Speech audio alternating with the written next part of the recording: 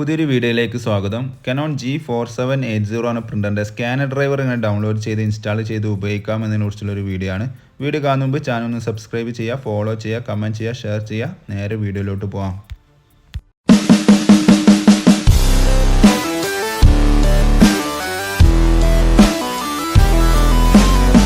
പ്രത്യേകം ശ്രദ്ധിക്കുക, സ്കാനറിനായിട്ട് പ്രത്യേകിച്ചൊരു ഡ്രൈവർ വരുന്നില്ല.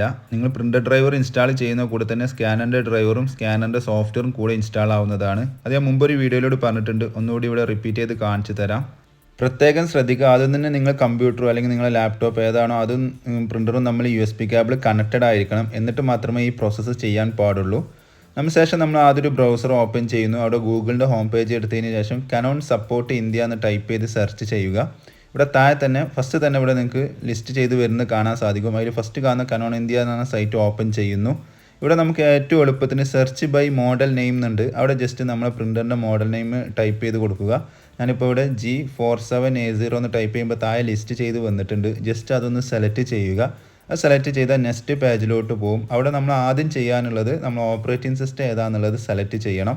അപ്പോൾ ജസ്റ്റ് താഴോട്ട് വരുന്നു. സൈറ്റ് ഓപ്പണായി വന്നിട്ടുണ്ട്. ഇവിടെ നമ്മൾ പ്രിൻ്റിൻ്റെ പേരും കാര്യങ്ങളൊക്കെ കാണാൻ സാധിക്കും.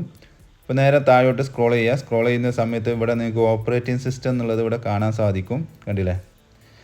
അവിടെ നിങ്ങൾ ക്ലിക്ക് ചെയ്ത് കഴിഞ്ഞ് കഴിഞ്ഞാൽ അതിൽ കുറേ വിൻഡോസിൻ്റെയും അതേപോലെ മാക്കിൻ്റെയൊക്കെ വെർഷൻസ് കാണാൻ സാധിക്കും.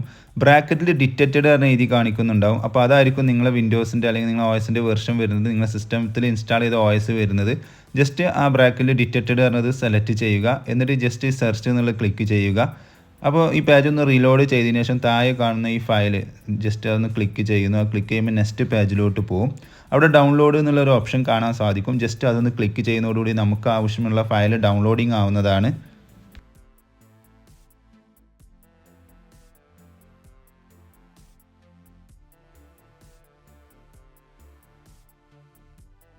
ഡൗൺലോഡ് കംപ്ലീറ്റ് ആയി കഴിഞ്ഞാൽ ജസ്റ്റ് ആ ഫയലിൻ്റെ അവിടെ ഡബിൾ ക്ലിക്ക് ചെയ്യുക. അപ്പോൾ ഇൻസ്റ്റാളേഷൻ ഫയൽ ഓപ്പൺ ആയി വരുന്നതാണ്. ആദ്യം ഇതേപോലെ എക്സ്ട്രാക്ഷൻ ചെയ്യാനുണ്ടാവും. എക്സ്ട്രാക്ട് ചെയ്തതിന് ശേഷമാണ് ഇൻസ്റ്റാളർ ഓപ്പൺ ആയി വരുന്നത്.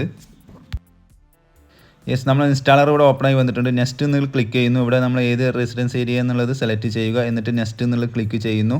ഇവിടെ യെസ് എന്ന് കൊടുക്കുക. അതിനു മുമ്പ് ഞാൻ നേരത്തെ പറഞ്ഞ പോലെ തന്നെ നിങ്ങളെ കമ്പ്യൂട്ടറും പ്രിൻ്ററും തമ്മിൽ USB കേബിളായിട്ട് കണക്ട് ചെയ്തിരിക്കണം. മസ്റ്റായിട്ട് ഈ പ്രോസസ്സ് കംപ്ലീറ്റ് ചെയ്യണം. എന്നിട്ട് ഇവിടെ യെസ് എന്നുള്ളത് ക്ലിക്ക് ചെയ്യുന്നു. അതോടുകൂടി ഇവിടെ സെർച്ച് ചെയ്താണ് നമ്മുടെ പ്രിൻ്ററിൻ്റെ പേര് ഇവിടെ കാണിക്കുന്നതാണ്. ഞാൻ ആൾറെഡി ഈ പ്രിൻ്റർ വൈഫൈയിൽ കണക്ട് ചെയ്തതുകൊണ്ടാണ് അവിടെ കാണിക്കുന്നത്. ഞാനിപ്പോൾ ജസ്റ്റ് USBയിൽ സെലക്ട് ചെയ്തിട്ട് ഞാനിപ്പോൾ വീഡിയോ USB വഴി ഉള്ളതാണ് പറയുന്നത്. അതുകൊണ്ട് USB സെലക്ട് ചെയ്താണ് നെക്സ്റ്റ് എന്നുള്ള ക്ലിക്ക് ചെയ്തിട്ടുണ്ട്.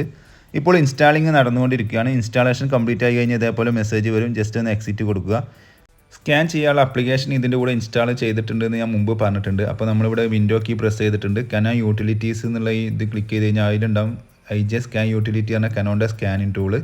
ജസ്റ്റ് ഒന്ന് ഓപ്പൺ ചെയ്യുന്നു. നമുക്കവിടെ ഡോക്യുമെൻ്റ് എന്നുള്ളത് ക്ലിക്ക് ചെയ്തതിനോടുകൂടി സ്കാനിങ് സ്റ്റാർട്ട് ആവുന്നതാണ്. എങ്ങനെ സ്കാൻ ചെയ്യാമെന്നുള്ളത് ഞാൻ മറ്റൊരു വീഡിയോയിലൂടെ പറഞ്ഞിട്ടുണ്ട്. അതിൻ്റെ ലിങ്ക് ഞാൻ ഇവിടെ താഴെ കൊടുക്കാവുന്നതാണ്.